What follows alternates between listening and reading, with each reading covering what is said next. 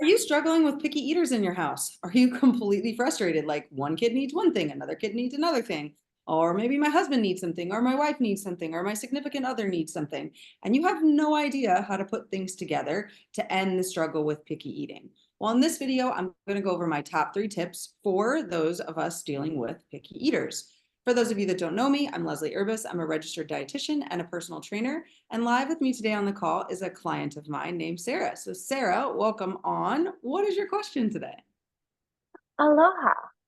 In the vein of what you just introduced, do you what is a good way to deal with not making multiple meals and still having a cohesive dinner time with an extreme picky eater, especially an older one that might have some opinions, um, as opposed to a lot of stuff is geared towards little kids when you're just teaching them how to eat, and there's not a lot of resource out there for the bigger kids.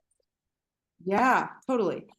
So I want to start with this. And the first thing is starting with talking to your picky eater, not from the standpoint of, well, you're a picky eater, right? I'm a picky eater. Start changing the vocabulary to you choose what's right for your body.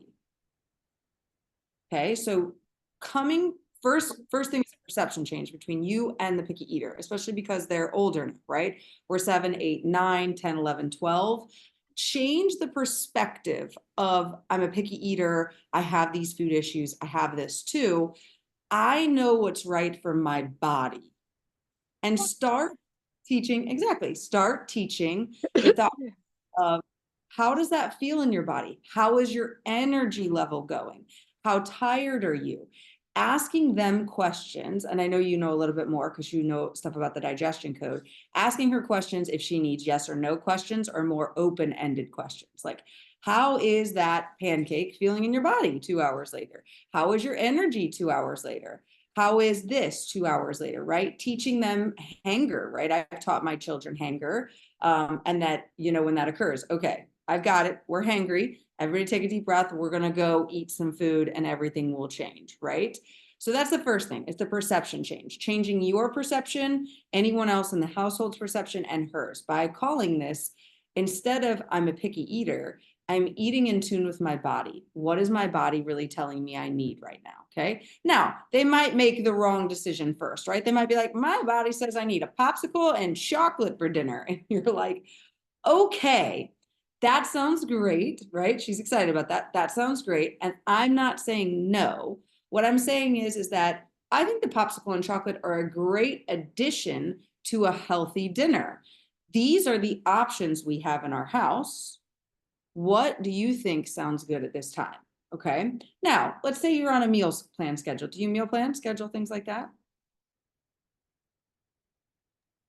Yeah, I mean, sort of. I usually make a weekly menu so I can plan the groceries, and then I'll, like, Sunday afternoon, I'll at least cut up all of the vegetables and make sure like the pieces and components are together so cooking goes quicker. Awesome. But I don't fully meal prep. Okay, good. So you could change anything the day of if needed.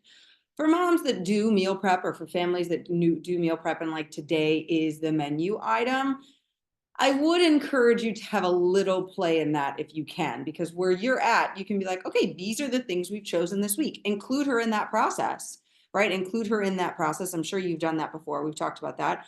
But these are the things that we're setting up for the menu this week. And then kind of like Monday, okay, we've got all the things on the menu. Where do we want to start? What sounds good for you today, right? Now, kids will still, when we're picky eaters, we're still going to start at the top of, well, I just want the popsicle and chocolate, right? That's why if you reframe, well, what's your body really telling you? Do you think that popsicle and chocolate sounds like it's going to fill you up? Do you think that a popsicle and chocolate's going to sound like you'll have a lot of energy? Or do you think you'll get kind of crabby in an hour and feel frustrated? Well, I might feel crabby in an hour. Or if maybe they don't know, be like, okay, let's try it. Okay, let's try it. Let's let my picky eater, or now eating for my body person, eat just that. And then check in every 30 minutes. How do you feel now? How do you feel now? And then when the hanger sets in, because we know it will, we can teach at that moment. as they're eating a more sustainable meal, as their emotions have come down and the fight or flight is over, we teach from there. Did you notice that when you just ate the popsicle and chocolate, we then got into the hanger? Yeah, totally. Okay. So what we could have done is then eat this, which now you're seeing has no hanger, right? Yeah, okay. So now we're learning to eat more for our body from this perspective, right?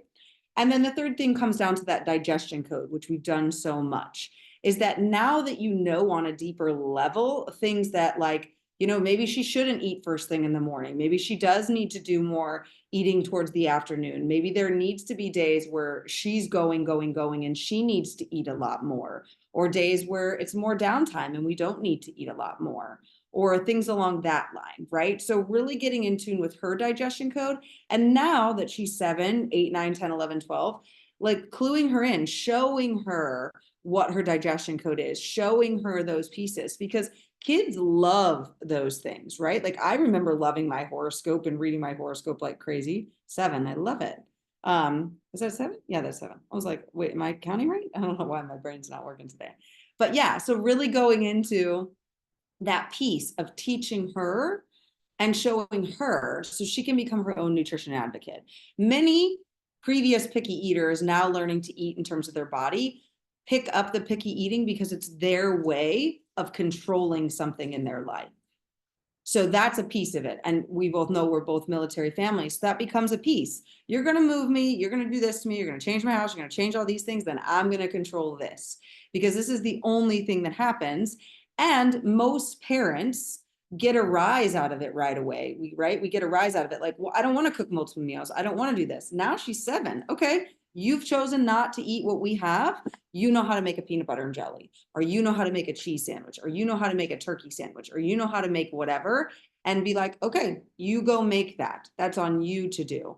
I remember that from being a child when we got over the whole, like, you have to take a bite of something, my mom would be like, I don't care if you eat something else, but you have to go make it. I'm not making it for you. Does that make sense? Yeah, cool. Okay, for those of you that tuned in, I would invite you to take those 3 tips, run with them. And if you're interested in learning your digestion code and your children's digestion codes, I actually have a free masterclass coming up on August 15th at 10 a.m. Eastern Standard Time. Don't worry, if you cannot be there, there will be a recording. But please come, learn about your code, learn about your children's codes, and really be free from picky eating. And I will see you guys on the next episode. Thanks so much for tuning in.